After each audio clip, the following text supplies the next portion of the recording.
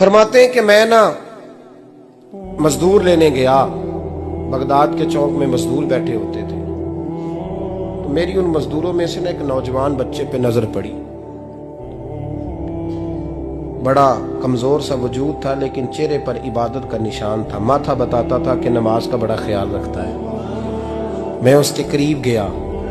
चेहरे भी बड़ा कुछ बताते हैं ना, चेहरों में भी बड़ी रानाई होती है। फरमाते मैं करीब गया, मैंने उसको कहा बेटे मजदूरी करोगे? तो कहने लगा मजदूरों में बैठा हूं तो हुजूर मजदूरी के लिए ही तो बैठा हूं। तो मैंने कहा कि चलो फिर। कहने लगा नहीं मेरी कुछ शर्तें।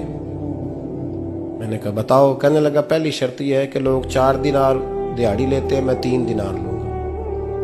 मैंने कहा यार बे तो बड़ी बेहतरीन है, बाकी भी इस तरह की रख ले।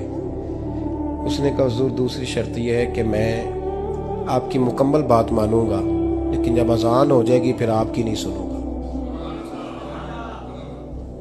तीसरी बात उसने ये की कि हुजूर मैं आपके घर में काम करूंगा पर आपके किसी सवाल का जवाब नहीं दूंगा। कहते मैंने कहा यार तू बड़ा अजीब है, शर्तें तो मालिकों की होती हैं। कहने लगा जी बहरहाल मैं शर्तें लगा के जाता हूं। फरमाते मैं उसे घर ले आया, काम मैंने उसको बताया, तो जो काम मजदूर सारे दिन में करता है ना उसने 2 घंटे में ही कर दिया। हमारे मजदूर सिगरेट पीने में भी तो आधा घंटा लगाते हैं, वो चाय पीने जाए तो पौना घंटा वहां। उनको भी तो दयानतदारी करनी चाहिए कि नहीं करनी चाहिए? ने मुआहदा किया है ना जी, तो पूरा उतरना चाहिए ना। कहते 2 घंटे में। अब काम जब बंदा शुरू कराता है तो काम और निकल आता है। कहते काम मैंने उसको और बता दिया, वो करने लगा। उसने मिट्टी निकाल के रखी थी बाहर रास्ते में, तो अजान हो गई जोर की। उसने वहीं कुदाल छोड़ी कही और चलने लगा। तो मेरा बेटा कहने लगा इसको जरा बराबर कर दो। कहने लगे चुप कर जा, तेरे बाप से बात हुई थी, जब अजान होती है तो मैं किसी और की नहीं सुनता, सिर्फ अल्लाह रसूल की सुनता हूँ। कहते मस्जिद चला गया, नमाज पढ़ के आया तो दोपहर का वक्त था। मेरी बीबी कहने लगी इसको को खाना खा ले।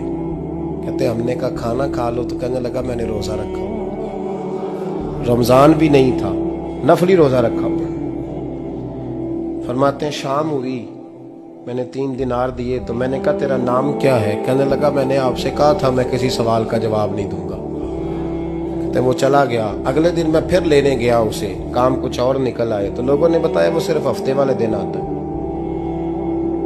मैंने कहा क्यों? कहने लगे जी वो कहता है मेरा हफ्ते का खर्चा 3 दिनार है, जब 3 दिनार कमा लेता हूं तो बाकी सारा टाइम अल्लाह रसूल की जिक्र में गुजार दिया करता हूं। फरमाते हैं जी अगले हफ्ते मैं फिर लेने गया, मैंने पूरा हफ्ता इंतजार किया कि काम उसी से कराना है। मैं जब गया तो मैंने कहा चलो। कहने लगा मेरी शर्तें याद है ना? और मैंने कहा याद है भाई साथ चल। फरमाते हैं काम कराया, 2-3 हफ्ते वो आता रहा। 1 हफ्ते में गया तो लोगों ने कहा हुजूर आज नहीं आया। क्यों? कहने लगे बीमार हो गए। कहाँ घर है? कहने लगे बगदाद के कब्रिस्तान के पीछे जो कच्ची आबादी है उसमें रहता है। फरमाते मैं गया, दरवाजे पे दस्तक दी तो कहने लगा हुजूर आप हैं? दरवाजा खुला है, आ जाइए।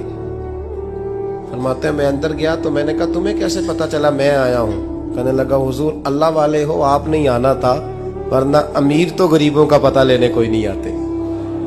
कहते मैं करीब गया तो कहने लगा मैं आपका इंतजार कर रहा था, तेज बुखार है, तप रहा। जेब से कुछ पैसे निकाले, कहने लगा ये पैसे रखने। एक अंगूठी निकाली,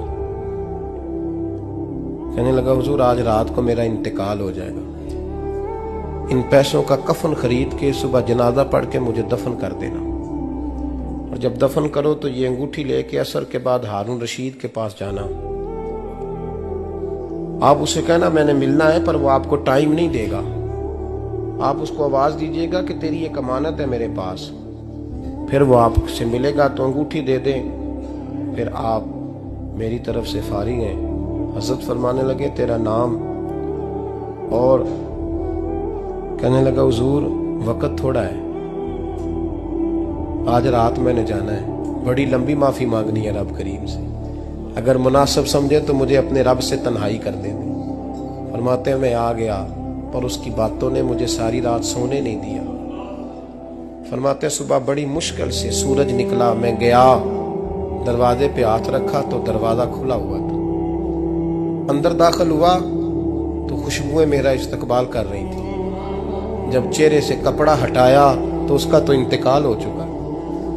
इंतकाल हो चुका है, ऐसे है जैसे किसी का दीदार करके सोया। कहते मैं तो 2 आदमी ले गया था जनाजे पे, पर पता नहीं दुनिया किधर किधर से आई, कहां से। अखां जदों मीटियां जमाना मैनू रोवेगा, अपना ते अपना बेगाना मैनू रोवेगा। फरमाते हैं मैं तो 2 बंदे ले गया था, पर पता नहीं मखलूक कहां से आई। जनाजा पड़ा, दफन किया। हारून रशीद के पास में असर के बाद गया, मैंने बुलाना चाहा पर बादशाह था, मेरी तरफ देखा ही नहीं। मैंने उसको कहा तेरी एक अमानत मेरे पास है। फरमाते हैं वो मुझे कोने पे ले गया, क्या बात है, कमरे में बुलाया, मैंने अंगूठी दी। हारून रशीद तो चीखे मारने लगा, कहने लगा अंगूठी वाला कहाँ है? मैंने कहा वो तो इंतकाल कर गया। कहने लगा मुझे कब्र पे ले चल। कहते मैं कब्र पे लाया तो वो लेट गया, तड़प के रोने लगा। मैंने कहा मेरा कलेजा फट जाएगा, ना उसने कुछ बताया ना तूने बताया, ये कौन था? तो हारून रशीद कहने लगा ये मेरा बेटा था। मैंने कहा तेरा बेटा और मजदूर? कहने लगा हुजूर ये हजरत दाऊद ताई के पास बैठा करता था, उनका मुरीद था, मुझे रोज कहता था अब्बा तूने बड़ी दुनिया इकट्ठी कर ली है, मरते वक्त तुझसे टांगे समेटी नहीं जाएंगी, इतना हिसाब नहीं तू दे सकेगा। मैं इसको समझा देता, इसकी अम्मा समझा देती। ये रोज हमें कहता छोड़ दो, आ जाओ अल्लाह रसूल की बारगाह में झुक जाएं। हम समझ। एक दिन ये चला गया, कहने लगा फिर तुम्हारा रास्ता और है और मेरा रास्ता और है। ये सोने की अंगूठी गलती से इसके पास रह गई, गलती से हीरे की अंगूठी चली गई। कहने लगा देखो मेरे बेटे ने आज वो भी वापस कर दी है। फिर तड़प के कहने लगा हारून रशीद था तो ये मेरा बेटा, पर मेरा मुर्शद निकला, मेरा पीर निकला। भाई जिंदगी तो बड़ी थोड़ी है ना। बाबा साहब ने कहा था उठ फरीदा सुत्या, और दाढ़ी आ गया ही पूर, अग्गा नेड़े आ गया, पिछा रह गया ही दूर। उठ फरीदा सुत्या खलकत वेखन जा, मते कोई मिल जाई बख्शिया ते तू ही बख्शिया जा। उठ फरीदा सुत्या झाड़ू दे मसीत, तू सुते रब जागदा, तेरी डाडे नाल परीत। मेरा रब हमें भी अपनी बारगाह में कबूल फरमा।